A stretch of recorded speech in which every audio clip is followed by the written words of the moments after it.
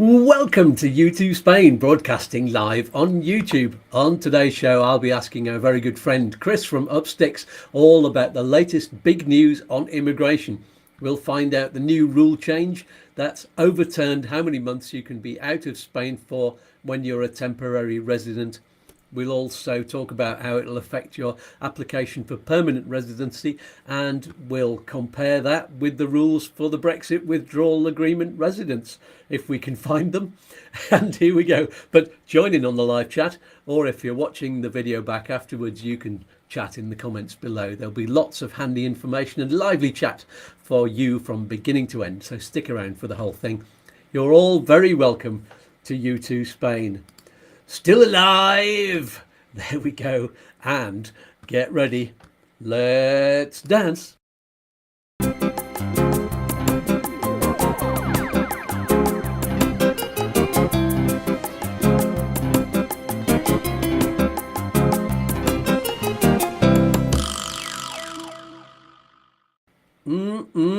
Groovy baby. Right then, just before we get chatting, don't forget to sign up for free to the monthly newsletter from the website. That's YouTooSpain.com. It'll be there for the whole show. And a very quick mention for our lovely friends at Smart Currency Exchange, whom I highly recommend for when you're moving here or buying a property. Use the link below. This is really important. Use that link below to get in touch with them and get a free account with no obligation, because using that link doesn't cost you a penny and it helps YouTooSpain out too. It's a win-win-win with a cherry on top. Get that on the screen. There it is now. We can't forget that one today, can we? So, without further ado, let's meet my wonderful guest for the day. It's Chris from Upsticks. Morning, mate. How you doing? Good morning. How you doing? I'm all right. Only 4 hours sleep, but yeah, what the hell? You only live once. I know. I did see you responded to a comment of mine, but when I got up this morning, I made a mistake because I watched the Formula One and I put the alarm for 4 o'clock this morning, thinking that the qualification was at 4 and it was actually at 6. I got it the wrong way round. Oh no! So I ended up. That's when I saw your comment. So left have a siesta. Yeah, absolutely. I've got nothing on. I did have a gig on this afternoon, but it was pulled because it was going to be the opening of the restaurant in Caneas next to the municipal pool, but he's pulled it. He's not quite ready to open yet for the new season. Oh, there you go. Hopefully it'll be next weekend. You never know. So I might have one next weekend. Yeah. So just to let everybody know, this show is also being streamed on Upsticks YouTube channel as well. So if you've got another device, watch it on there too. So Chris benefits from the watch hours as well, and subscribe to his channel because he's trying to catch me up. We've got a bet on that who can get to 10,000 the first. Yeah, I am really trying to hook on the back of your channel. Yeah, absolutely. It's like you're one of these water skiers on the back of a speedboat. Just using your grab back. on. And fantastic. I actually got an email today from somebody because I mentioned in the video I did yesterday, just please let me know if you found me through the Skatz's channel or if you found me through Spain or the other way around. And I got an email this morning saying, well, actually, yeah, we did. It was great. Fantastic. Yeah, you've got a few. I mean, we've shared a few with Sean in Expat in Matheron. I think Yogi came through from there, and there's quite a few people came through, but I think there's a few gone to him from me and probably from you as well. So we like it. We like share and share alike, don't we? Yeah. Channels make. I think there's always a common misconception that people think the channels are against each other. They're not. They complement each other. People watch, the channels in the same sort of demographic that interests them. So, I certainly do. Even like I watch your channel, Sean's, and other ones relating to Spain. I have one in the background, and when you find another one, you're like, oh, brilliant, subscribe. So. Yeah, there's not that many of us around, so yeah, it's good stuff. So shout outs, we've already done a shout out to Yogi and to Sean. Anybody else? Yes, Mike, who was giving you a lot of the advice, I think, before. He watches channel. He's actually here now with his visa. Had an absolute dreadful experience in the Cancelada town hall yesterday where they were horrible to him. But apart from that, he's here, he's living. Well done, got your visa. Which Mike? Is it Mike Ripper or the other Mike? Fisk, Mr. Fisk. Oh, right. Yeah, because Mike Ripper's down there in the live chat morning. Yeah. And yeah, anybody else before I go down the live chat and say good morning to everyone? No, that's it. I think for today, that's what I had on my little list. There we go. So Jason's Web.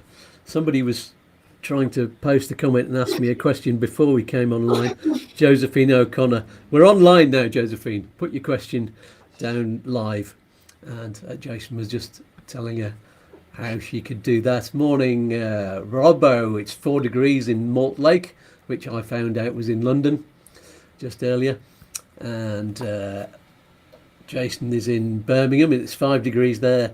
Alicante Explorer says hello. Morning. And Steph, good morning. Jason's Web, already said you. Paul Cook, Lionel Knights, Andy Cooper, he's on your channel as well. Beverly, hello Bev. And Emily Mason. Oh, Olaf from, let's put this one up. This is a nice one. Olaf from sunny Ibiza, day 2 of our new life on the island. Big thank you to you, Skatz. We couldn't have made this happen without you, all your vids and great advice. Emily and David. How lovely to hear. And Paul Cook has got both channels streaming. And he says, don't forget to hit the like button, everybody. That's the thumbs up button on there. I think it looks like we've got quite a few people online this morning, so that's brilliant. And yes, Mike Ripper says morning all. And Jason says, Skatz, points make prizes. Yes, absolutely. And morning from Dominic. Sorry, I'm not sure. I should have clicked through and shown all of your comments just to get your names on there, but never mind. I've name checked you all now. And hello to everybody who's just joining. Lovely to see you. So before we get on to the big news, let's just do any other little news headlines that we've got. First one, the Kalima. What's that all about? Yeah. Well, I've been taking note of your titles and been making my thumbnails more shouty and Yeah. so I've got quite a few hits on that video. But yeah, I mean the Kalima, again, it was scary when it first happened. I can remember being sat here in the office and just jaded and myself looking out the window going, what on earth is going on? We're in Mars. And then we came to work. It was Friday, wasn't it? No, Thursday. Thursday. And then when we left, it seemed it was going the same way. I looked, I was like, oh my word, please don't tell us it's back. So obviously, the Kalima is the Sahara sand. It gets dragged up into the atmosphere and certain weather fronts brings it over to Spain. And then if it rains, it drops it on us. Yeah, and it sticks like a putty. It's like clay, isn't it? Yeah, we've still got streaks on from the last one. Well, the last one was the biggest one. It's kind of once every 100 years you get the massive one, and it rains as well. Yeah. And everybody had to repaint their buildings. So it's funny. We've got these new apartments that aren't occupied yet, that have been sitting there. They were built years and years and years ago, decades even, I think, when they were first built. But they were never licensed to go ahead to complete. They couldn't get completion on them, I think. But last year they started reworking on them. They must have got everything sorted out, all the planning permissions. And one of the last things they did was paint the whole thing, so it's all painted beautiful and white. And then there was the news a couple of days ago. Kalima's back, so I don't think it's as bad. It's not as bad up here. It didn't look as orange up here as it did down there on the coast, but we couldn't see the coast from here. It wasn't as bad, and I thought, well, this is going to go one or two ways. Obviously, it's either going to clear up, and then it was really weird. It was like murky. It was like it was hanging about, but there wasn't any sort of prospect of rain. And then the following morning today, but we're sort of overcast. Mm-hmm. It's almost foggy, but not, if that makes any sense. So it's like there is something hanging in the atmosphere, but we had a lot of rain last night, but it didn't seem to bring any sand down, so I think it might have passed. Oh, that's good. Well, I've seen there was a bit of sand on our windows and on the car window. That was on Friday. But I'm hoping it'll be all gone by Monday, because it is going to rain and the temperature is going to plummet. We're going to drop about 10 degrees up here. I've just got my shorts out. Yeah, I know, me too. I've been wandering around in that. I've got my jeans on today, but that's silly, really. Yeah. Well, hopefully it doesn't come down. As Sabre was saying, if it does, there's no way of cleaning anything, is there? So. Yeah, let's have a look at what some people are talking about. The Kalima Bev says was in Fuerteventura when there was a Kalima. Not good for us asthmatics. It's not. You Yeah. should stay indoors. I've just ordered some masks for when I do my cancer treatment. So just to make sure I don't catch anything from anybody at the hospital. It's the worst place you want to be if you've got cancer. Yeah. All these people with germs. So, but I've got to pick those ones up. So I've got to walk through the Kalima to go and get my masks from where I get my post. Steffi was saying, is Kalima not regular on the mainland? We had about 5 or 6 in January in Lanzarote. Well, generally speaking, there is dust that comes over from North Africa because we're not that far away. It does get blown over, but it doesn't often become this serious. It's like the perfect storm when you get it all together, and when you get the big storm in Africa, and then the wind blows in exactly the right direction, and it drives into Spain, and then it rains, and that makes it worse. So yeah, so that's the Kalima, and then there's the drought. And we talk about there's going to be a lot of rain on Monday, but it's not going to be enough to ease the drought crisis. No, get your buckets out on Monday to fill them up because we're not allowed now here. Now I know. So the obviously the Junta Andalucía has put a general rule in, and then, as always in Spain, other towns and blah blah blah put in their own what they call the decretos, the laws and local laws. And here in Alarin, it's at critical level. So they've now just put a new tube or pipe in to connect to Malaga, which has access to water from a dam, because we have well water here, in case the well water actually runs out. And that's it. We're on full ban now, so there's no hose pipes. You can't even fill up a paddling pool, can't fill up evidently your swimming pool, can't use water to water plants. So keep a bucket in the shower and let it cool down and use that. But yeah, it's real. Here in this town, it's real desperate times at the moment for water. Yeah, and there's a swimming pool ban in most places. I think is it municipal pools are okay. They're going to keep those open and filled, but you're not supposed to do private pools. Not public pools, there's not, private pools. Now, it's not uncommon, as we were saying, for people to use tanker water. Apart from that, it's extremely expensive now because obviously they're going to take advantage of that. So, and that tanker water is generally filled up from wells. So it's nacimientos, they call them in Spanish. What's that? Birth places of water. Springs. Yeah, springs. Oh, there you go. Oh, that's what it means. Yeah. Yeah, nacimientos. So, and they're even encouraging. They're even now encouraging. This is how bad it is. And I saw a video on it. This area, encouraging people to get bottled water to drink because that's a sustainable source most of the time. Whereas if you're filtering it from the tap, it's still tap water, so it is quite scary, which is then extra expense for people. Yeah, absolutely. I think that's what our landlord's doing because I think he's paying for it because he said it's all sorted. Yeah, that's brilliant. Yeah, so the drought in Kalima, we're absolutely fine. Yeah, apart from the drought and all the dust causing people to have chest infections. There we go. Also, Ant's got a question. This one's for you. Oh no, that's the wrong one. We've been looking at the Spanish translations of your catchphrases, and we particularly liked gisantes y pelusa. Is that a good translation of peas and fluff?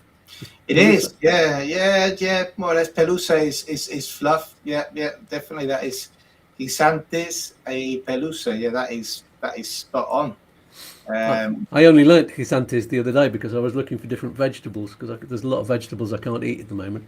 And I saw these gisantes. I thought they look like peas. That doesn't sound like peas at all. But there you go. So it is. Well, let's see if there's any other questions that we need to answer. I've just scrolled past a load. Jason's Web is on a discovery trip in May, 5.5 weeks to go. Lovely. And blah, blah, blah, blah, blah. Can't see. It's just a lot of hola. Lots of people saying hola. And do your thumbs up, everyone, says Ant. Okay. And also, we're becoming a little community thanks to Skatz and Chris. I wouldn't be where I am now in the non-lucrative visa process without these two leg ends. Brilliant. Cheers. I spoke to Robert yesterday, actually, when we chat about vehicles and stuff. We had a good chat for half an hour. Awesome. We'll get onto the big question in a minute. Just one from Kevin Elford. Morning, guys. Not often we make the live chat due to Friday evening sessions. Always catch up later. Keep up the good work. Kevin Tracy. Marvellous. We'll come to any more comments later. Let's get on to the big news, topic of the day. Well, we keep our audience interested, otherwise they'll all go, stop talking about things in the live chat. But here we go. Big topic. The 6-month rule, it's been abolished. So first of all, give us a quick summary of what this rule was all about before. What was it and how does it relate to temporary residency? So basically, for people who have got temporary residence under the General Immigration Law of 2000, during that first 5-year period, you were not allowed to spend more than, and you're still not allowed to spend, we're going to come on to that though, more than 10 months outside of Spain in the first 5 years if you want to go into permanent residency. But during those 10 months, you could never, your allowance for 10 months, you couldn't have more than 6 months in any one go. And that would be cause for your, they call it extinction, they call it, of your residency. So Nice. 6 months outside the country would be a cause for the extinction of your residency. And that would happen at when you tried to renew it, would it? Yes, or when you come to renew it. It normally comes to light when you come to renew it. We had a case of a lady who we knew, she got taken ill and had actually spent more than 6 months. I said, look, we would never normally even submit the renewal, but we tried, because said, look, there's no harm in trying and explaining, but they just denied it straight away. So we know it definitely happens, and they know it. They were definitely not allowing anybody to spend more than 6 months out of the country during the period of a year when they come to renewal, allowing them to renew their visa. So that's what it was. And then there was this case that was 2023 at some point about it was an Iranian woman, I think, that took her case to court because she'd had to stay out of Spain for longer for health or family reasons. Mm-hmm. And everybody said, oh, they've changed the rule now, they've abolished it. But so what happened there? Yeah, so basically, Iranian lady, there's when you get denied your residency, there is a certain series of appeals that you can go to. So you can first start with a administrative appeal against the same entity. That's where most people can get their appeals turned around. After that, you can then take it to court, which then would mean employing the services of a procurador and a lawyer. I don't know what procurador is in English. It's a court hand or something. Mm-hmm. And this lady got her renewal denied, and she took it all the way to the Supreme Court. And the Supreme Court then ruled in her favour, because they said that the rule in the law was abusive and was against basically the freedom of movement which is promised within the EU. Mm-hmm. Basically, so this court, the Supreme Court, said, but then you can't just allow one person to apply that law. Once the Supreme Court has gone ahead and said, actually, no, we don't agree, then basically that has to be written into law. And at that point, everybody, it was July, I think I said it on the video, I can't remember, was it July 24th last year or something like that? Something like that, yeah. Went crazy, didn't they? There was articles everywhere. There was one from Murcia today which had a photo of Almeria on it. And there was, it's all been abolished. But it hadn't been abolished at that point. It was only a precedent for something that was and could happen because it had been set. That obviously has to go through a whole period of paperwork and the courts and the government, etc., pass through Parliament, and then it gets written into the BOE. BOE, which is the official bulletin of Spain, where all the laws are published. Mm-hmm. That was actually made live, shall we say, on the 4th of March, which then stated that this part of that law has now been annulled. Shall I put that up on screen? We've got a copy of the bulletin there. Yeah. The state bulletin, that's what it's called. Boletín Oficial del Estado. There it is. And that's the paragraph. I think you've got that marked on this one. Yeah. What does it say there? Basically says that it declares null the 6-month ruling. Yeah. Let's just get closer in on this, see if we can do that. Oh, oh yes, almost. Yeah, declared null the Article 162-2 blah blah blah of the Real Decreto. What does that mean? Royal Decree. That's the royal law, basically. The royal law. The law, yeah. Oh, there we go. It's nice to get a translation, isn't it? Yeah. Great. So that is now written into law. So, obviously it wasn't law before, but you could probably have taken it to court yourself and gone all the way to the High Court because of the previous case, because of that precedent being set. And yes, you could have argued it if you were thrown out at any point, but now you can't be at all. Well, this is the thing now. Where we are, no, you can't. So we're on a temporary residency basis. If you spend more than 6 months outside of Spain, according to that, they can't deny the renewal of your residency. Yeah. So yeah. Do all of the officials know all of this, and what are they going to do? This is the question. What don't we know? This is the thing. This is very new. I mean, we don't have any test cases, do we yet? So we're going to see. So what we come down to now is as always, and I imagine that the subdelegations of the government work on a provincial basis. So when you do renew a temporary residency, you have to make that application to the immigration department of the government, and it's called a subdelegación. So it's a subdelegation of the main government in that province. Now, at that point, it's down to the interpretation of that subdelegation of whether you actually can apply that to your circumstance or not. So what we're assuming is now anybody who has spent more time out won't have a problem, but we haven't seen any interpretations from the provinces because we haven't seen any test cases yet. Mm-hmm. And as we know, their interpretations are extremely flamboyant on certain rules, depending on which province you're in. Yeah, I'm sure Almeria will have a completely different idea of what it's all about. They'll probably give you 2 years, 5 years, 10 years, or something like that. Well, I mean, the two famous ones, which have completely different interpretations of everything, is Granada and Malaga, and their neighbours. Oh, right. So their interpretation of the withdrawal agreement requirements for the paperwork you had to submit was different. For the renewals, NLV renewals, it's different, to the point where Granada have their own way of dating the renewals. It's the only province who dates the end date of the renewal card from the time that you made the application rather than the time that you first entered in the country. Wow. So it could be 90 days early, couldn't it? Anything up to 90 days. Or late. So it's like you have to do it before. But so that brings into question, well, what happens if the resolution is issued and has that prolonged over the 2 renewal periods, your temporary residency for an extra 4 months? When you can prove that your entry date was this. So, those kind of things behind the scene happen all the time. To be honest, 4 months at the end of 5 years is not going to kill anybody anyway if they're going for permanent residence. But it is comical to see their interpretation as different to their neighbours, Talking about behind the scenes, that's Chris's son with a bit of a cough in the background there, if you were wondering. Yeah, he's just. I have company today because I said, look, I'm always on my own on a Saturday morning. Do you want to come out? We've been given some jobs to do as well. So. Yeah, absolutely.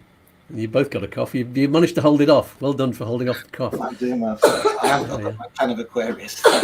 There we go. So here's a question that I don't know is covered on the documents at all on the bulletin, but so is there now no upper limit at all on how long you can stay out of the country for? This is a good question. It's not covered on there. So the main thing is I expect that you have to spend at least 1 day in Spain during the year, because you have to do that on a golden visa. You have to show at least you've spent 1 day here. So there's no limit. It just declare. This is where we go back to the interpretation, because it doesn't say on there. All it says is that part has been annulled. It doesn't say you have to stay within. So this is a lot of the ambiguity that we have to deal with. So it's the same as when they say that you can take into an account a property as part of your financial stability for a renewal for an NLB, but don't state what percentage of the value of that property we can use. Things like that. So I think we're going to have, moving forward, people, and we'll see a lot of cases coming up where maybe people are saying, well, I've got my temporary residency and then I decided to do something else. I came back and they said, no, because I haven't been in the country for X amount of days. Is this right? Yeah, so there could be lots of reappeals maybe from previous cases, and people saying, yeah, I've been out of, I left Spain in 2003. Can I come back in? Well, I don't think because of the date on the ruling, I think anybody who had a ruling before the law was put into place may not have a chance to appeal. Because, but certainly moving forward, people who study it and make their plans based around that, we might see some interesting circumstances. So what I mean by that is people now, it probably wouldn't fit the demographic of our clients, to be honest, because generally our clients are coming to live anyway. Right. So the only way that our clients would take advantage of this rule would be in an emergency situation, I would suspect. Not planning on going through all that to get an NLB and then spend 7 months out. It just doesn't happen. So, we'll move on to that in the second half, I think. All about permanent residency. Let's just have a look at the live chat, because there's quite a few questions going on. Cool. And Beverly's asking, this is about swimming pools. What about pools on complexes? That is interesting. There's a big debate, isn't there, at the moment, because they're saying hotels can, complexes can't. So again, what they're saying is, just to reiterate, that they're saying you can't fill it up from tap water. They're not saying you can't use it. They're not saying you can't. What this means is people on complexes, they're on a complex. There's normally a community. There'll be a president of the community, and there'll be a fund which pays for certain things. Now you're going to have to pay for water to be imported in for the pool rather than opening the tap. That's what's happening. So there are complexes who've said, no, we're going to shut down the pool. I haven't heard of any yet, but I would imagine around May time, when everybody wants to get their feet wet, this is all going to kick off, because I would say that if you do need a tank of water for your pool, get it now, because you're not going to get it in the summer. No, it's going to be a lot more expensive. Yeah. And people are saying there's not going to be as many tourists coming over if they can't use the pools, because some people don't like to go in the sea. They can. The hotels are okay though, apparently. That is good. So, Woo58 says, good morning. If I visit Spain on holiday in a camper van, on entry am I required to provide proof of accommodation under current rules? That's interesting. No.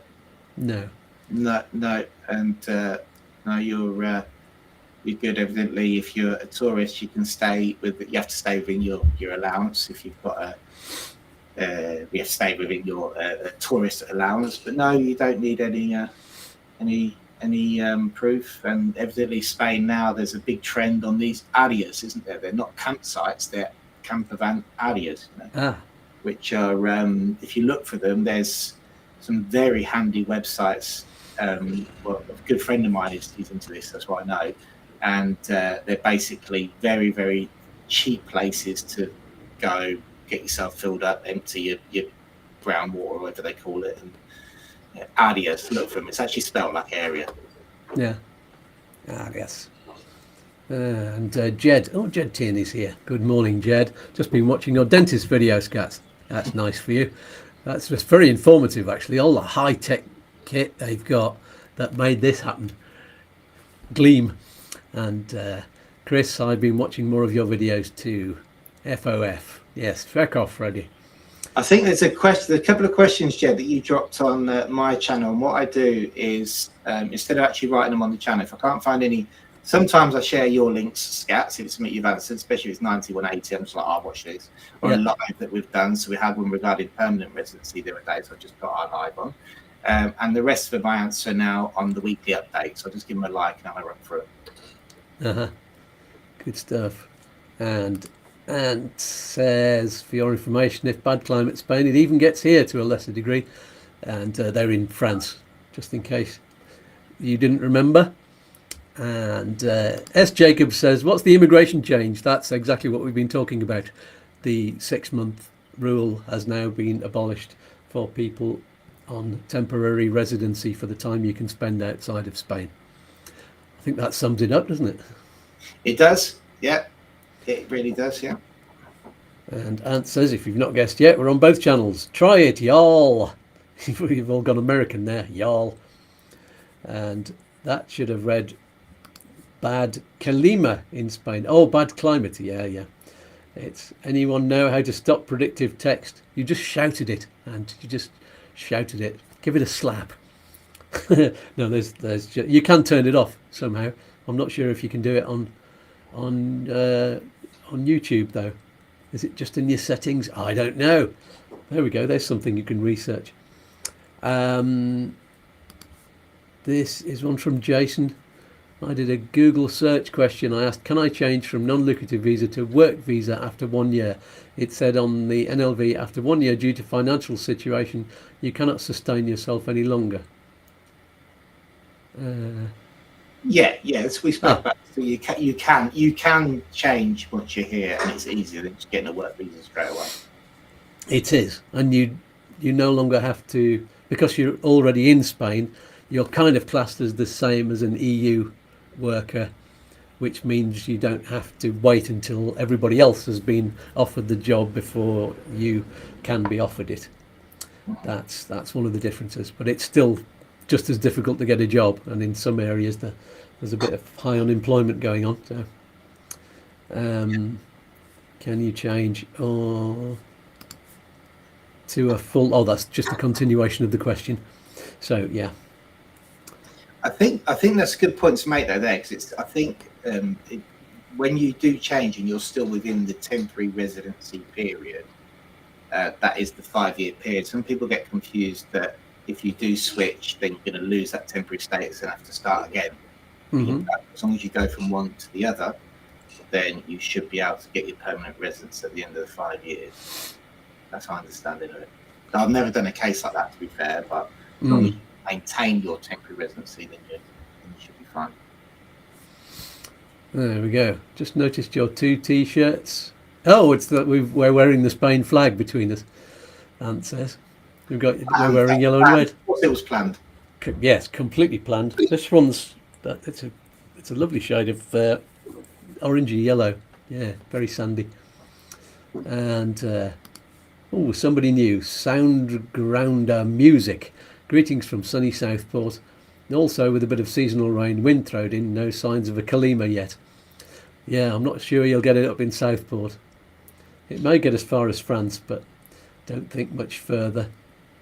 I thank Soundgrounder for coming onto our channel as well, because I recognise that fantastic thumbnail from their profile. I was like, wow, that's a thumbnail and a half. Yeah, indeed, it is. Looks like a fun party. Yeah. Beverly's got a question that we're going to answer in the second half. So we'll. Is it still? Oh no! Is it still a total of 10 months in 5 years? Yeah. We're going to answer that. We'll answer that in the second half. Mad David says good morning. Woo58 says thanks for your answer, guys. Mike Ripper's talking about campervans, park for night and search for sites. Oh, is that the websites for all the areas? There we go. That's handy to know. Robert says, Chris, you've been in Spain for 25 years? Or is it 22, 23? When was the last time Spain had a drought situation like now? As serious as now, I've never seen it. No. I've never seen it. I've never seen it as serious. Now, so where we are now, I'm 15 years in Malaga.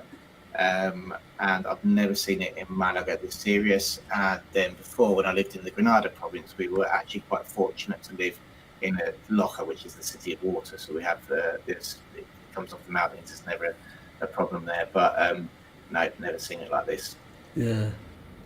Yeah, some of the lakes are down to something like 8% of the water, which means they're not officially classed as a lake anymore or a reservoir anymore. It's just a puddle, which is I shouldn't laugh about it. It's not good. So we've just been joined by John the Joiner. Hey, that's appropriate. He says, hello lads, we're not late. Watching on the wife's phone. FOF, still alive.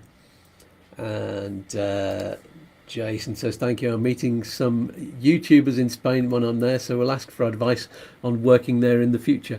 Yeah, that's a good idea. And John McClue is back. Hello. Morning, guys. Great show. Hey, John.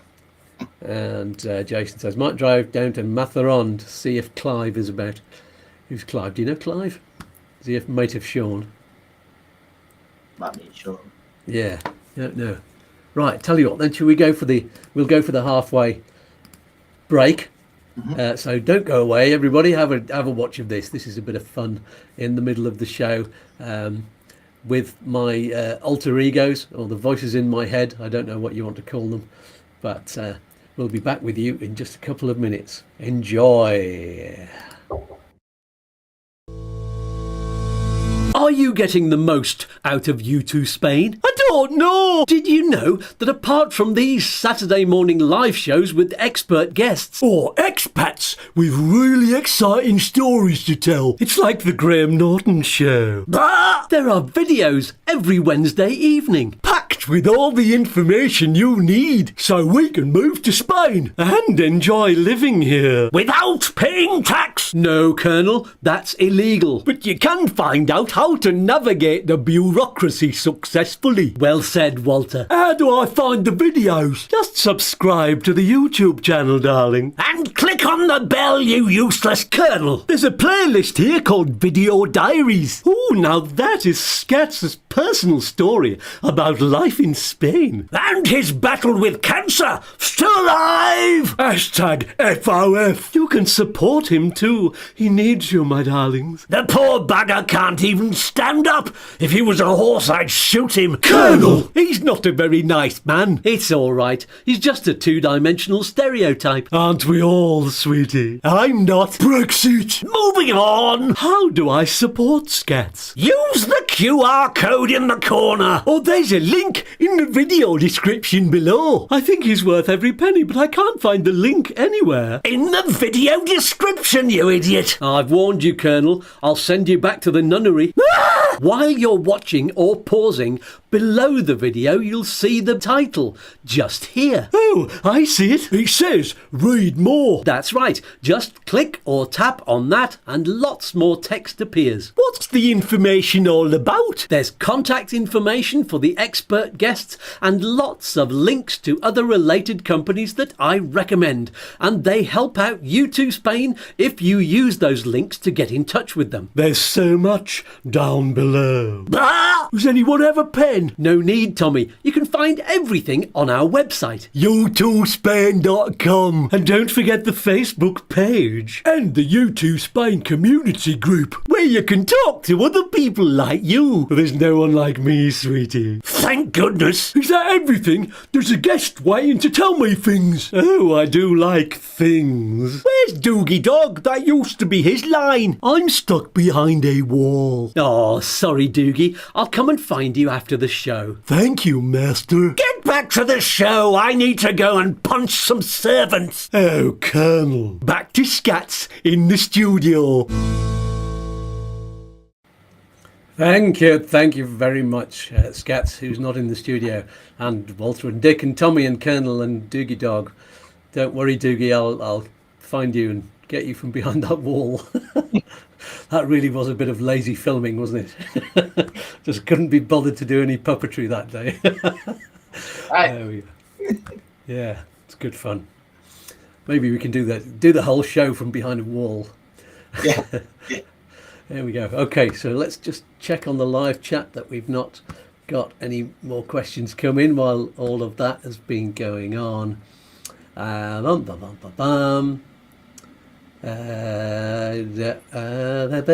think all Steffi says I think the UK had all your rain over winter. Yeah. Yeah, maybe we could just start importing water from Manchester or somewhere like that, the city of rain.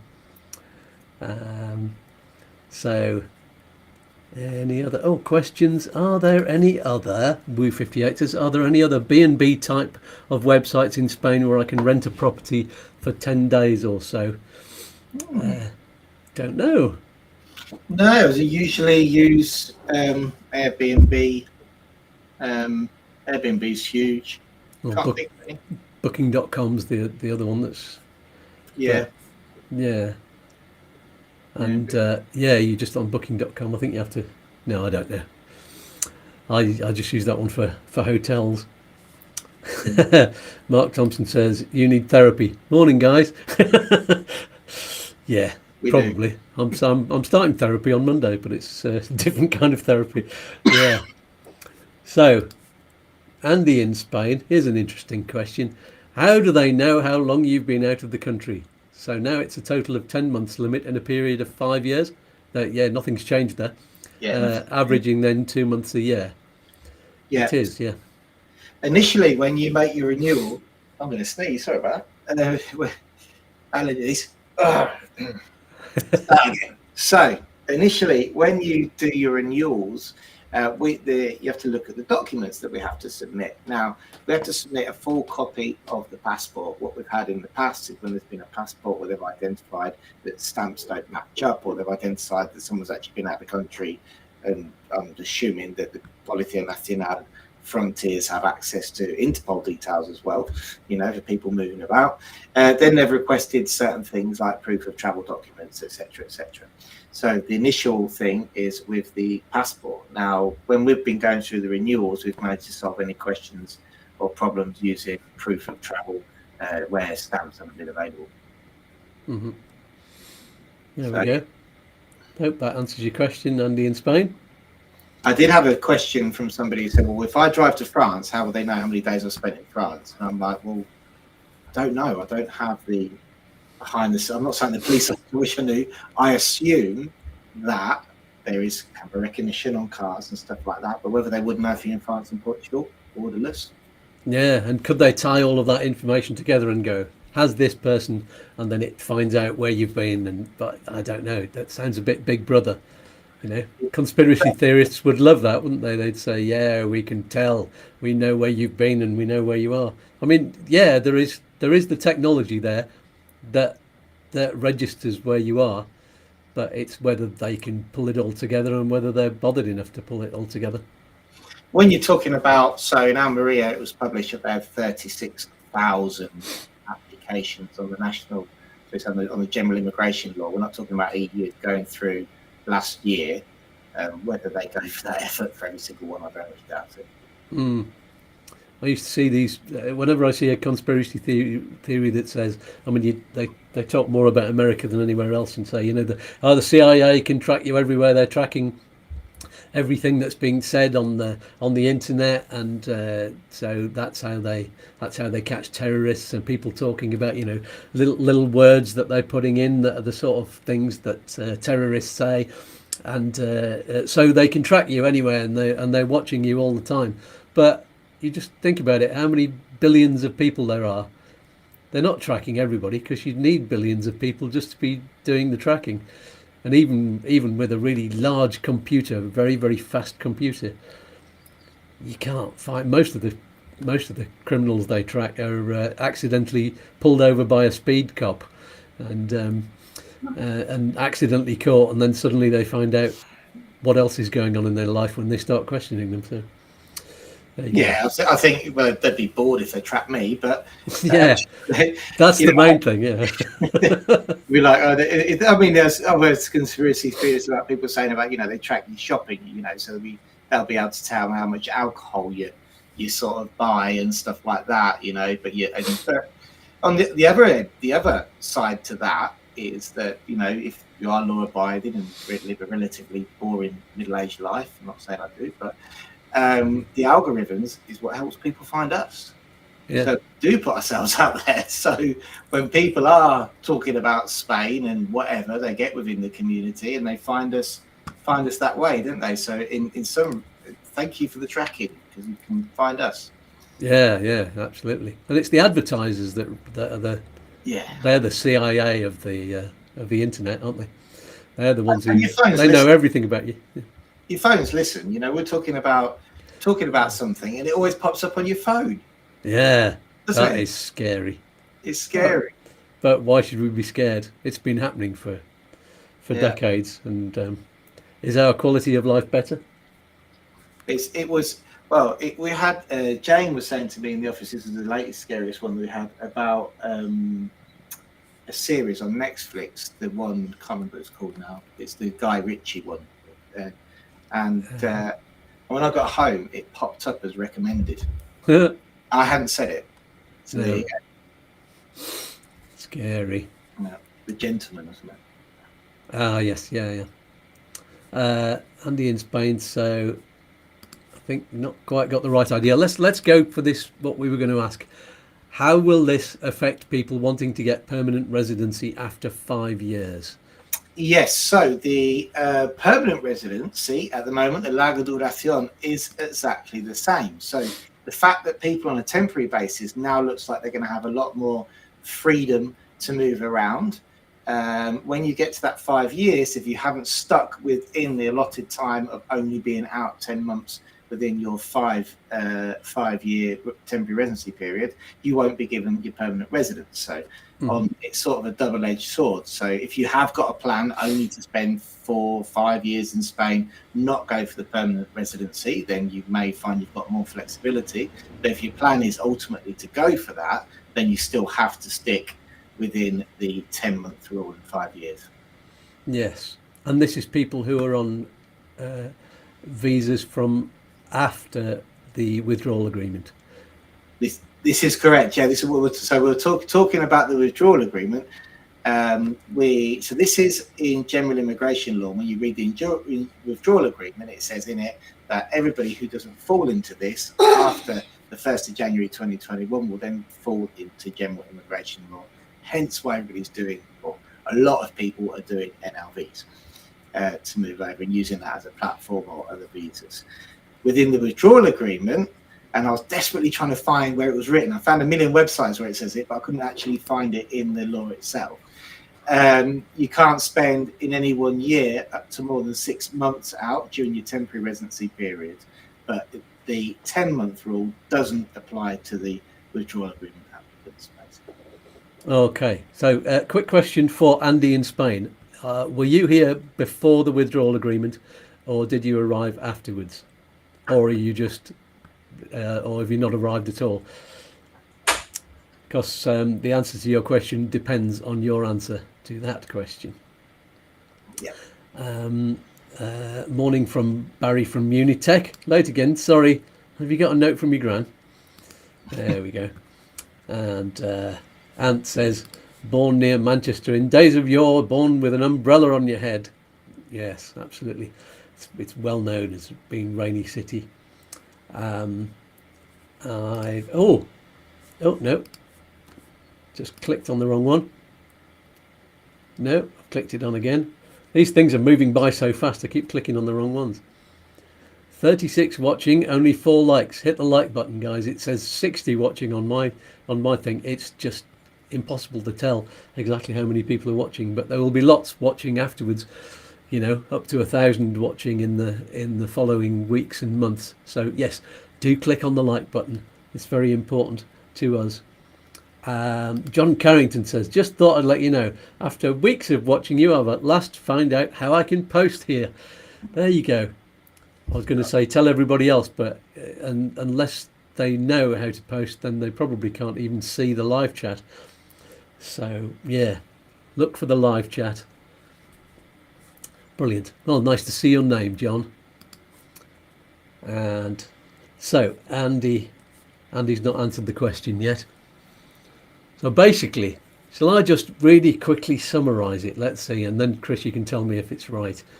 So people who arrived before the withdrawal agreement and have been here a while anyway. You've nearly been here for 5 years already, most of you. But anyway, if you arrived before the withdrawal agreement, you can actually stay out of Spain for up to 6 months every year, even if you're only a temporary resident. But if you arrived after the withdrawal agreement time, after Brexit, then you could still stay out of Spain for up to 6 months in the year. That's not changed. But if you want to go for permanent residency at the end of 5 years, you have to have only left Spain for 10 months in total out of those 5 years, which works out at 2 months a year. But it's not, it doesn't have to be in 2 months. It could be one lot of 6 months and one lot of 4 or something like that. But anyway, it just stops you getting permanent residency. So you've got to keep on going as a temporary resident. Yeah, so, that's exactly it. Brilliant. Good.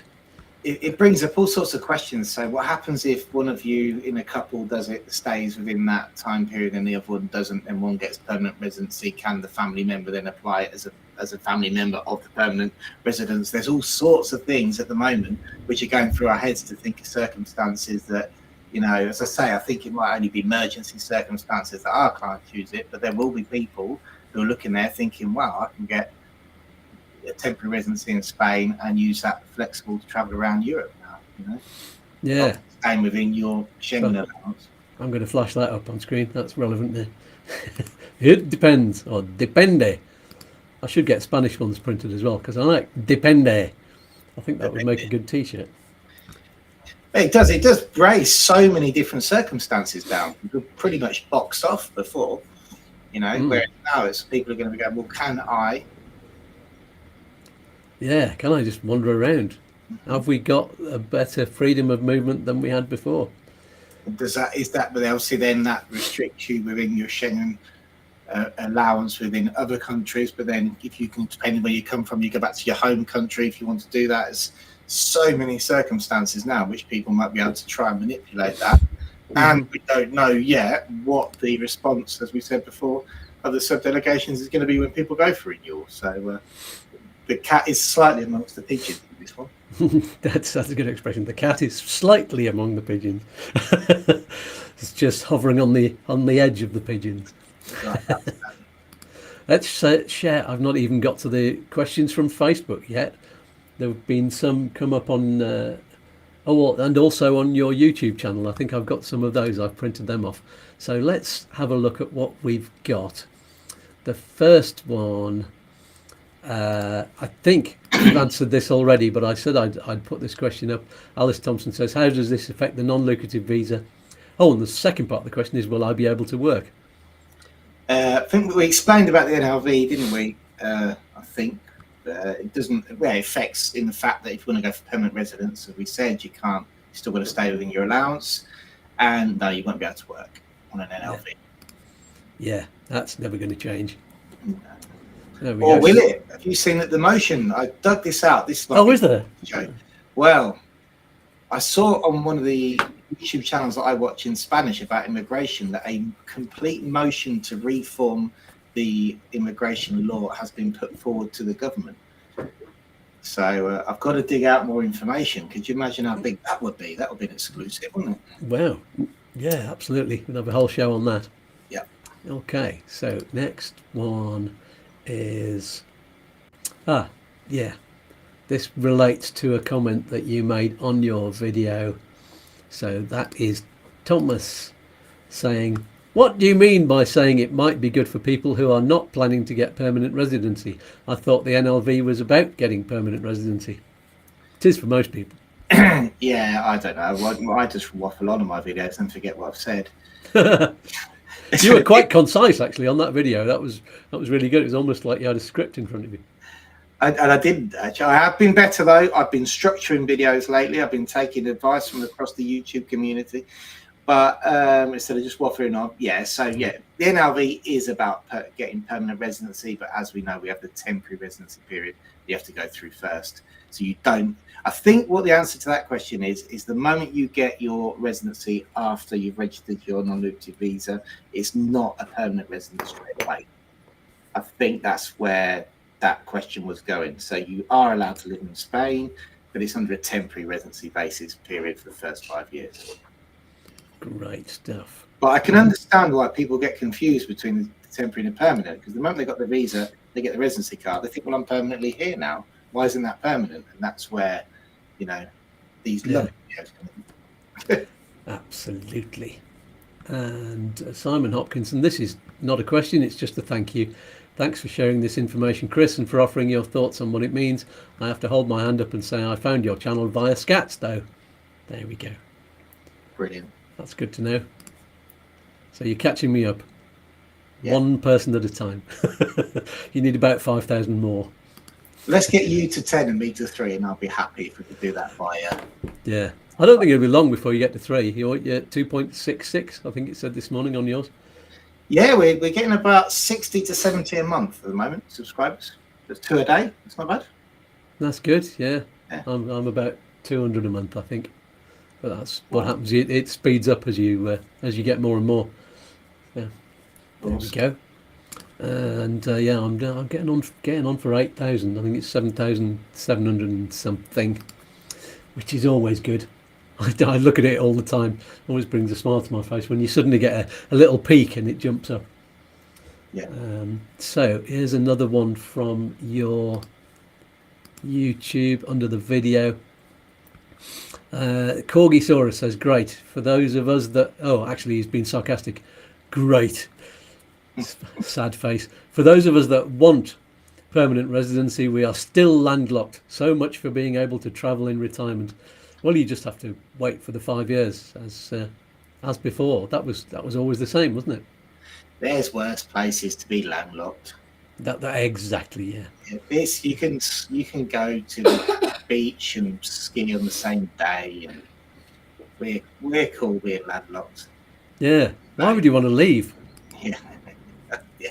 No, I'm biased though, and I'm very pro Spain, and so I must admit, we want to try and maybe do some more traveling outside a sort of Mediterranean environment, but I definitely sympathise with Corby. But if it would take you the first 5 years just to see the different elements and aspects of Spain, and that's without probably travelling to the north. It's huge. Yeah, I keep saying to Ant and Kez, I want to go and visit France again, but there's so much of Spain, either so much of Malaga province that I haven't seen yet, and Axarquia, which is kind of part of Malaga and part of somewhere else, isn't it? Yeah.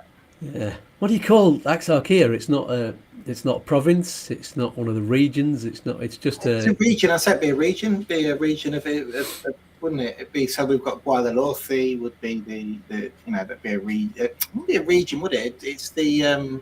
It's just a kind of an area, but it goes over provincial boundaries. Some of them. It would be like a county, wouldn't it? I suppose in the UK, something similar to a county inside of a township. No, it wouldn't, would it? I don't know. No, because they kind of go over borders. I'm sure Axarquia goes into Granada province at the top end of it. Of course, yeah, it would. Yeah. So yeah, don't know. That one confuses me, but Axarquia is lovely, and I think we're in it. I think we just fall within Axarquia. Yeah, you do. Yeah, good stuff. Barry from Unitech says, where is it? Have more cats in your videos. Subscribers like cats or cars. True. Anything beginning CA. What was that? What was that from Scrooged, the film Scrooged, where the head of the studio comes up and suggests that they have more put more mice in your shows because cats love them. and how many of our viewers have got cats? So yeah, ridiculous. That was comedy, and you've obviously seen that. And but I happened to be in Lanzarote, Emma, who I met over there, saw my daughter and went, I know your hamster. And I was like, that's how does, and it was, of course, it was on one of the shows that she just one of my videos, the weekly update, she came up and showed her hamster. Then I remembered, I was like, oh yeah, of course, the hamster's been on YouTube. Yeah. Fabulous. Great. Robbo was saying, Skatz, I watched your video with Sean, or Clive, as he's known to Jason. Yeah, you were having a conversation about that. I couldn't quite follow it. Why is it this? Is Clive Sean or is Clive somebody else? I don't know. And you mentioned music you play and like. If you haven't already, please listen to an Irish band called Hot House Flowers. Oh yeah, baby now don't go, don't leave me now, now, now. Remember that? It was on. They played in the bit on the Eurovision Song Contest after they finished all the songs, and they go, let's wait for all the scores to come in and the judges to come up, and they have this break, and the Hot House Flowers appeared on when it was being held in Ireland. I think it was after Johnny Logan had won one year back in the 90s, and they sang that song "Don't Go," and there's a video up of them on a cliff on the west of Ireland, and I heard that song and went, why have they not got that on there, because that's way better than all of the songs that were on there that had been from all of the other different countries. Anyway, so yeah, I've heard of the Hot House Flowers. Thanks very much. Brilliant band. And I think one of the Hot House Flowers came and visited the part of Ireland that I was in when I lived there, and did a jam session on the little island just off the coast. Great bloke. And Anthony's talking Spanish again.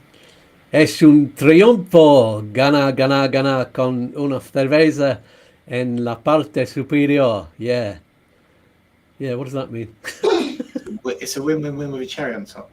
Oh, yeah, brilliant. Fabulous. Yeah, good. I'm going to take a screenshot of that one. There we go. Or maybe just send me them all, and send me them all on an email. Cerezas. So por la parte de arriba, yeah. Por la parte superior. Por la parte, rather than en la parte. Yeah. Yeah, yeah. You've got to use your ends and your paws in the right way. Oh, Lisa here, but hello, Lisa. Good to see you. If Supreme Court ruled 6-month rule as abuse of free movement of people, why is abuse of free movement allowed regarding out of Spain for 10 months in 5 years? Well, yeah, because is it an abuse of free movement? It's proof of permanent residency, so you can't, it's that's their permanent residency rule. So but yeah, I mean, 10 months outside is quite little time, I suppose. But if you wanna, the thing is, I think this will be more related into the benefits that you get once you're a permanent residency. So Spain wants to prove that you have lived here as a citizen to achieve those benefits. That's what I mean. Yeah, you've got to put the effort in, haven't you? You've got to stay here. I'd say that you couldn't just get your residency, mess about, and then get permanent residency, the benefits that pertain to being a permanent resident if you haven't stayed here. I'd imagine that would be the reason behind the 10-month outside rule. Yeah, I think so. Yeah. John McClue says, I'm not sure what this relates to, but it was a few minutes ago. Does that mean you're going back into the camper van, Chris? Never. Never. Never, John. Never in a million years. No, but the good thing about that little disastrous holiday last year was that Lara has never said another word about getting a camper van. Wow. That is good. That was the 5 days of the horror. Is she just going to get you to go in a tent next time? Don't mind camping. You don't mind camping, on a campsite and with a big tent. We've actually got a big tent, a 6-man tent. One of those decathlon things that you like 10 minutes and you go boom, boom, boom, boom. Oh, nice. Oh, it's brilliant. Yeah. Borrow it one time. We'll go camping. But, yeah, cool. Let's have a camping trip. I'm not doing camp vanning. No. Robbo says it was in the late 80s and Celine Dion won that year's Eurovision.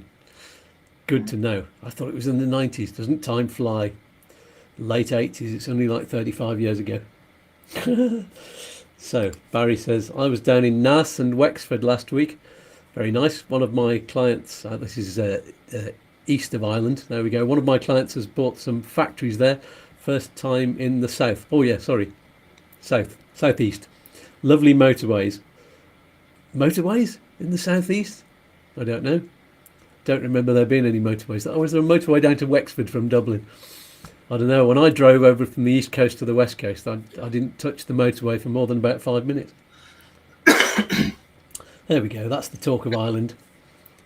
Let's have... how do you pronounce this name? Sadel Asmare. Very good. Hello, my brother was adopted to Spain. He's 22 now. Can he take me to Spain, and how? Ooh, well, the family reunification. If he's 22 and you're not a beneficiary, I don't think he can, to be honest with you. No, you can't do it with. You can't. Siblings doesn't work, does it? It has to be. It has to be parents. Unless he opens a company and brings you in a highly professional visa or something along those lines. I don't know. But, Can you do that? Because I had a question on Facebook, all about a guy saying, "Yeah, it's me and my brother want to come over and have a company in Spain. So what visa do we go for?" And I was saying, well, this depends on whether you. Oh yeah, he was saying, do we both have to apply for a self-employment visa? And I was saying, well, there must be a way of you bringing him in to work for you but just one person being autonomo. Is that possible? If one person came first, I mean, but you need an awful lot of money for that sort of setup, Yeah. Yeah, you would. Yeah, it's a tricky one. It'd be a tricky one. Yeah, I mean, they consider companies to be individual entities, and then the director would be the autonomous. So if it was the company who was bringing someone over, if your brother set it up, it wouldn't matter who set it up, but it'd be an option for him to set up a company, bring you in. But you would need an awful lot of money to set, obviously, and it would have to be a real and effective company trading. So that's probably a stupid thing to say on my behalf, anyway. Okay. But it could happen. Yeah. Yeah, in theory, it's possible. As a beneficiary, I don't think you would. Yeah. Jer Bork says, "Hi guys, I'm Irish." Lovely. Me too. Well, that's what my passport says. I'm moving to Spain early June with my non-EU spouse to exercise my EU treaty rights and not wait 12 months plus for spouse visa for Ireland. Any advice? Yeah, well, actually, this relates also to a question that came in on Facebook. So I'll just put that one up very quickly because I said I'd mention the name. And this is Stefan. Quick question. Me and my partners, they're both EU citizens and want to move to Spain, buy a property and live there. Tell me what, we'll come back to that one because they're both EU citizens and that's different. Talk about Jer's case first. Yeah, so Jer, if I to exercise 3, you're at 12 months, and so that's you with your your non-EU partner, basically. Yeah. Just right. the same as we are. Right. Okay. Yeah. So obviously the EU citizen comes in and has to register their residency as I did with you, Skatz. Mm-hmm. To get your residency within a day, and then the non-EU citizen has to apply to the subdelegation as a beneficiary of the EU status. And once you receive your approval, that person will have the same rights as you have, albeit a different residency card. Yeah, they'll get a TIE, and you'll get a flimsy, useless piece of paper with a bit of plastic on it. Because it's a registration. It's not we call it residency, but it's a registration on a list of EU citizens who live in Spain. Yeah. That is really what it is. It's a proof that you're registered. Everybody calls it residency, quite rightly so, but it's actually a registration, whereas the permission is what you get if you're non-EU. There you go. So, any other advice for Jer? Just get in touch with Chris and book a call on the website or drop an email to support@upsticks.es. And whilst the EU treaty rights and not wait 12 months plus for spouse visa for Ireland. What's that? Are you talking about your spouse getting an Irish passport? Is that what you're talking about? Okay. Yeah, your spouse need an Irish passport, but obviously, It said spouse visa, though. Yeah. If you are, I don't know how it would work in Ireland because I don't understand that side of things. But if, for example, you did come here to Spain as an EU and a third country national, managed to get residency, and then your spouse got the Irish passport, they can always pass on to that platform. They can always go from being getting the residency from a British passport, or whatever third country national they are, onto the EU passport. And that's something that we're seeing more and more and more, and that we're doing quite a lot. Yes. And that's only going to happen if they have a parent or a grandparent, Right. because it couldn't happen in my case. I did it through naturalisation, Mhm. but you have to actually be living in Ireland to get that, so you can't kind of transfer once you've moved. Right. Because, like, for example, Liz, even though she lived in Ireland for 8 years, she can't now get an Irish citizenship and an Irish passport because we've now moved out. You've got to be resident in Ireland to get one. So Right. that's another. It depends. So yeah, get in touch with Chris is the thing. And what's the waiting time at the moment for TIE, etc.? For the moment, depends where you are. So, what's the waiting time for TIE, etc.? In Malaga, we've had resolutions for EU family members through in a week and some in 4 months. There you go. You tell me. Alicante at the moment is running around 2 months, but it really depends where you're applying to. It took a while for ours to all. I mean, it didn't take a while for Liz's card to come through, but the whole process of us arriving right the way through to Liz getting hers was about getting on for 6 months.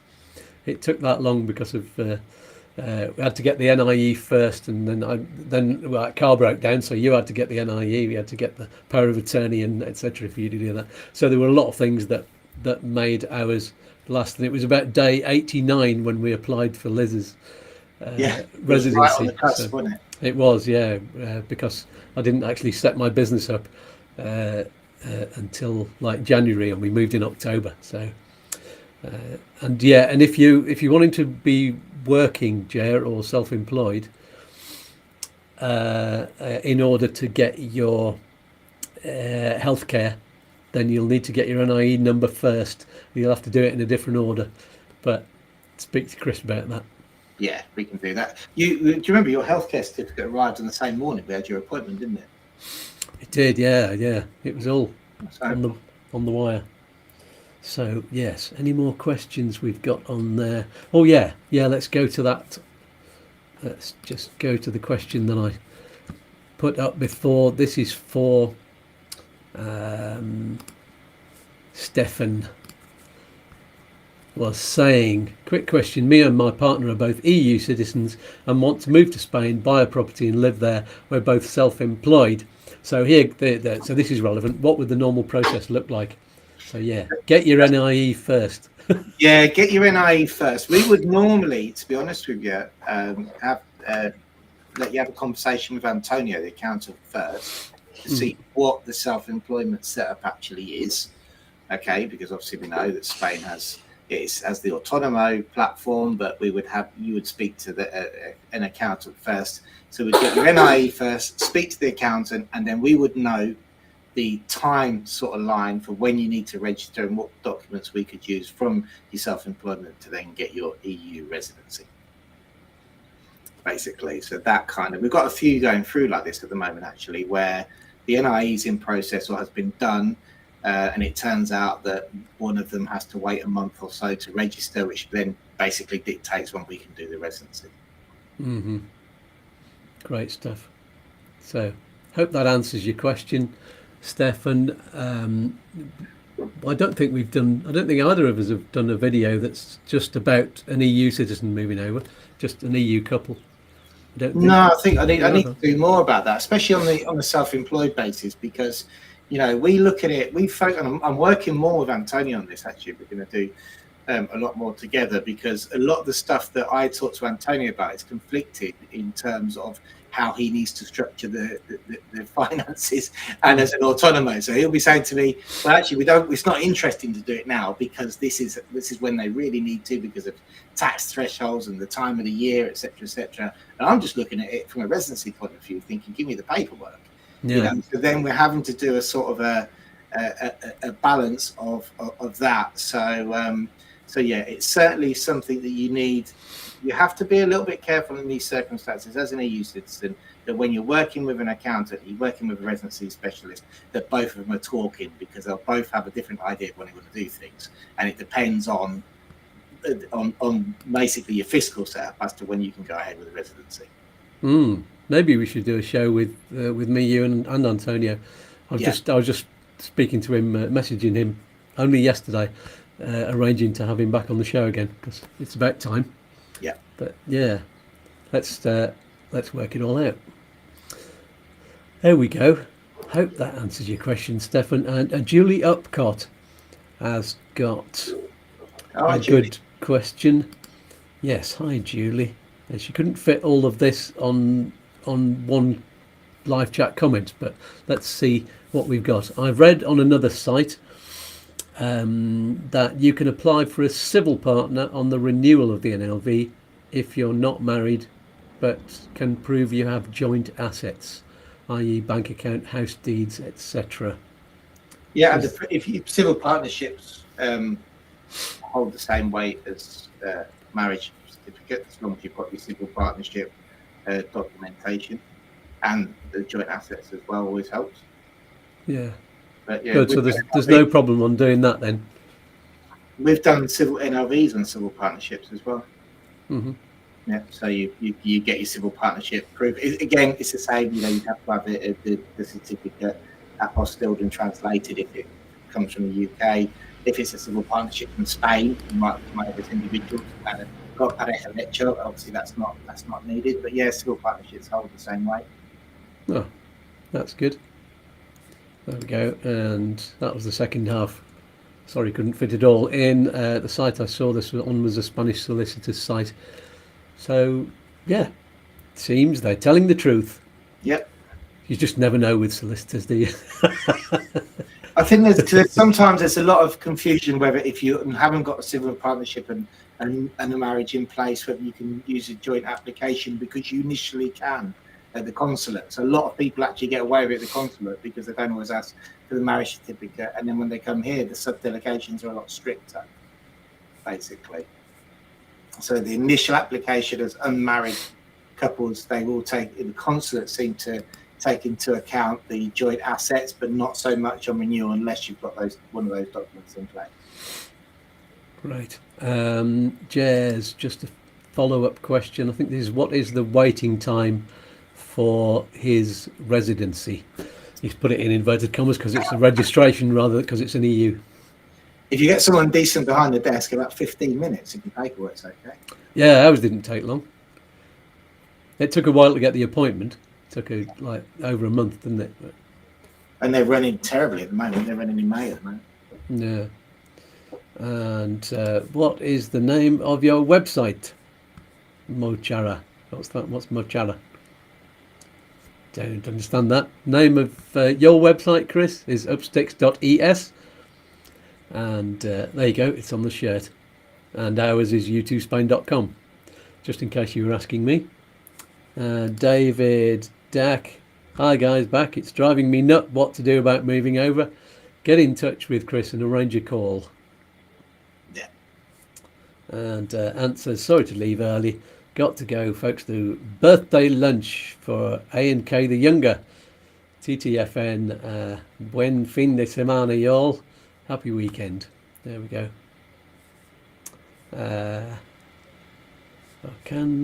So David Dack says, can we still get NIE number? Yeah. Just about anybody can get one of them, even if you're not coming over. Again, NIE numbers, remember if you're a third country national that there's strict controls on whether you spent too long in the country, and because you have to present a full copy of your passport with all the stamps. One thing to be very aware of, if you are a third country national like a Brit and you get somebody to get an NIE number on your behalf with a power of attorney or something, and they don't get that appointment for a month or 6 weeks and you've already left the country, but they haven't got a copy of your passport which proves you've left the country, they can come across problems. There you go.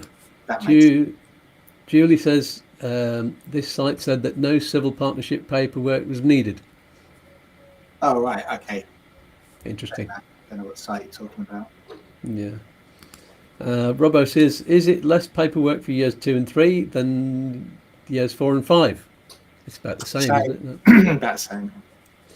Yeah. And yes, is renewal costs less or the same or more? Is that less than the initial application? Yeah. Yeah, because you don't have to pay the big fee at the start, do you? Yeah. Yeah. Yeah. And Andy in Spain. Oh, we're talking cancer. Let's go. Had colorectal cancer 10 years ago. Had a resection, chemo and radiation. All good. So you've got this. Feck off, Freddy. FOF. Thanks very much, Andy. If anybody wants to watch the video diaries, they come out on a Friday on this YouTube channel, by the way.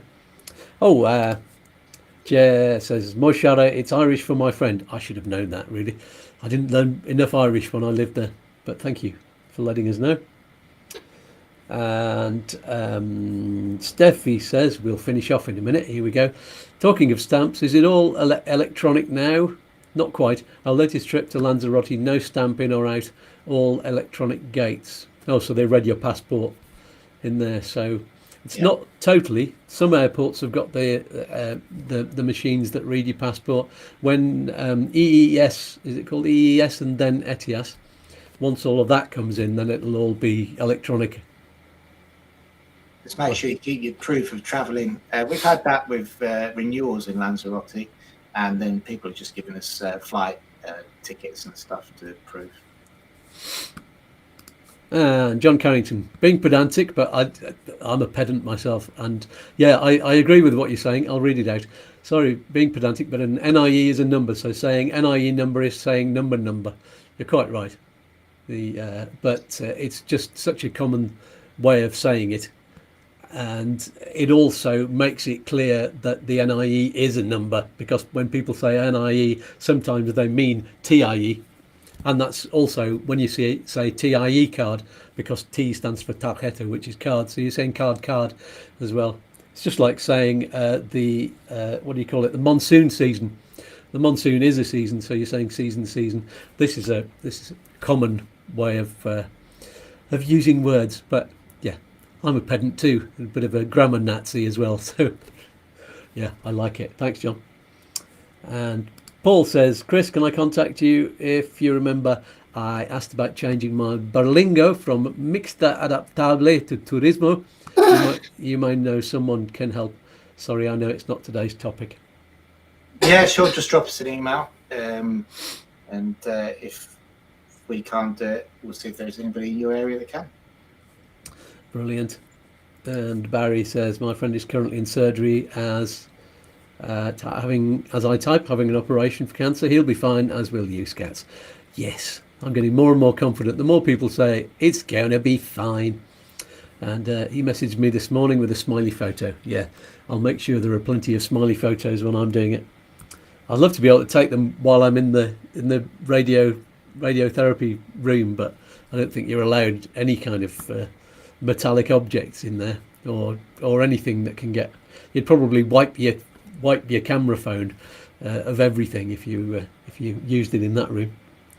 It's like right downstairs in the depths of the hospital, isn't it, Chris? There's a lead-lined rooms down there, I think. Yeah, that's the thing. Get down there. Yeah. Down that scary staircase. Yes, it'd be glowing when you come out. And Paul says also maybe chat sometime about non-lucrative visas, so you know my circumstances for a couple years' time.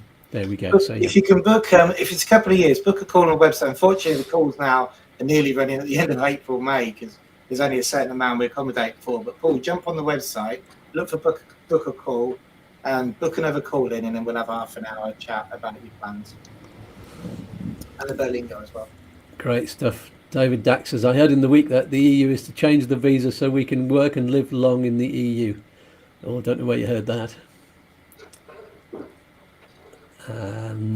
Steph says, looking forward to the show with you, Chris and Antonio. Yeah, me too. That sounds good. Robert says, gotta go, chaps. Great show, as always. Chris, hopefully speak next week when apostilles come back. Good luck for next week. Skatz will be thinking of you. Thanks very much. And Jer says, thanks, guys. You're both real gentlemen. I appreciate your response. Goran Mathagot. There you go. There's some Irish for you. That's how the Irish say thank you. It's long. It's very long. Something like God give you good cheer or something like that. I think that's the long translation. Maybe Jer can tell me. And I think I said it. I think I said the plural one, didn't I? I don't know. You can tell me that. Oh, Susan McGee has a question. These questions keep coming in. We are going to have to finish because Chris has to go. My husband was changing from NLV to green card, okay, and was told that he hadn't brought a certificate of concordance. That's called Yeah, concordancia. I answer this on my weekly update actually, because this is a strange. The certificate of concordance, they call it certificado de concordancia, basically shows your history of passports or names, if there's any sort of questions about if you had a previous name or something.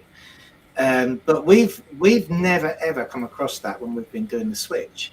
And I think, Susan, you were over in the Canaries, if I remember correctly. So this is this is down to the extranjería. So we've done NLV to green card switches in Alicante, Granada, and Malaga so far successfully. And none of those places ever asked for a certificate of concordance. What they did ask was for the previous passport. We had a problem in Granada where the person just didn't understand how to do it on the computer, and we had to go back to when the boss was there, and they turned and said, no, you do it like this, and that's fine. But we've never, ever been asked for that. That's normally, we once got asked when there was a EU beneficiary, someone who was married had changed their names, and we managed to get around that as well. But it seems to be something that's specific to your area. It's a strange one, isn't it? There you go. When you say need to appeal, when you're switching from NLV to EU, it's like the same appointment we went to with you, Skatz. So they either say yes or no. So not like when you're on a third country national platform where you have to wait for your permission. So as an EU citizen, you go in and you register. You get your registry card. Yeah. So and if they don't give it to you, they normally say, well, you've got to come back with something else. You don't have to appeal against that decision. You've just not got the paperwork with you. Whereas as a third country national, if you get denied your residency, then you would have to appeal against that. So yeah, that's it's a strange one. Maybe I don't know the whole story. Yeah, maybe you need to get in touch there, Chris. Susan, with Chris. Book a call. Yeah, book a call. So as we move towards rounding up the show, if you've got any more quick questions, then put them on the live chat. And while we're waiting for any more questions to come in, let me just remind you that if you've got questions after we've gone off the air, and or comments or anything like that, then you can put them in the YouTube comments below. Don't put them on some random Facebook expat group, because it won't help everybody else that's watching this video, which will be in the thousands, rather than the one person who will get the message back on the Facebook expat group, which will be me. And nobody else will benefit, because that will be for free. Everyone will benefit on here. It's a win-win-win with the cherry on top. Don't forget to hit that like button and subscribe and click on the bell if you haven't already, so you'll be the first to know what's coming up each week on the live shows and the midweek videos. Let's see if any more comments are here. Jerbork says, got a millimatagard means 1,000 welcomes to you. Thank you for that. Jason saying, thanks for info during the show and answering my questions. You are welcome. Jer says, I'll be in touch via the website. Best wishes for next week, brother. In true Irish fashion, I will light a candle for you. Thank you, that's beautiful. Okay, so that's all the questions. Anything else to say, Chris, before we go? I know my mate Glenn lit a candle for you as well, because he does that occasionally. He did. I never told you that. But, so thanks to Glenn. Up in the Ermita in Cartama, where he goes walking. Very nice. I think that's all from me. Yeah, so that's all the questions for now. So before we find out what's happening on next week's show, it's the Easter show, if there is going to be a show. I don't know, I might just take the day off. So let's all say huge thank you to Chris for helping so much. Give him a massive virtual hug and a kiss, and we'll see you again in 2 weeks' time, mate. Cheers, guys. Cheers for now. Bye-bye. So, who do we have next week? Well, as I said, I'm not really sure yet. I haven't got a guest booked in, and I am tempted because I've asked a few people and they've said, well, it's Easter weekend, so I'm busy. And I remember when we did the show, it was actually Chris that did the Easter show, last year, and we didn't get that many people watching because it was Easter weekend. Everybody was out at some kind of events. Lots of finding eggs in fields, in places and things like that. That's what you do at Easter. That's what Jesus would have done. So anyway, so I might just take a break unless there's a guest that wants to come on, or maybe I'll ask Liz to come on and we'll do a show together and talk about whatever we want to talk about. Anyway, if you want to ask any questions for that potential show or any other show, then have your questions ready, just or prepare yourself for a lovely random chat. And in the meantime, you can always ask questions in advance on the Facebook page, the Facebook group, or under any of the videos. Jason says, do a pre-recorded show instead of live. It's not a bad idea. Or maybe what I could do is just do a replay of last year's show, because we were talking about Semana Santa, which is the Easter week, Saints week, and all of the different. I showed loads of pictures of the Malaga parades and things like that. So they are amazing. So I could always do a replay of that one. And yes, that will save me a lot of time and effort on this first week of my treatment.